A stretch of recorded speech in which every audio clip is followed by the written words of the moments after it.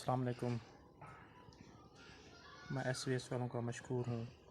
उन्होंने हमारे लिए 50,000 भिजवाए मेरे बच्चों के इलाज के लिए। उन्होंने पहले भी हमारी बहुत मदद की, इस बार इस मुश्किल में भी हमारा साथ दिया। ये 50,000 हमें जो भिजवाए SVS वालों ने वो हमें मिल गए और मैं इंशाल्लाह कल जा रहा हूँ अपने बच्चों को लेकर रावलपिंडी अल-शिफा में, और जो भी रिपोर्ट होगी मैं इंशाल्लाह शेयर करता रहूँगा। और हम दुआ गो हैं उनके लिए, बहुत बहुत उनका शुक्रिया अदा करते हैं कि उन्होंने हमें जो 50,000 भिजवाए हमें मिल गए। और इंशाल्लाह हम कल जाएंगे रावलपिंडी और मैं अपने बच्चों के इलाज के लिए इंशाल्लाह जा रहा हूँ। बहुत बहुत मशकूर हूँ मैं उनके लिए। जज़ाकल्लाह खैर।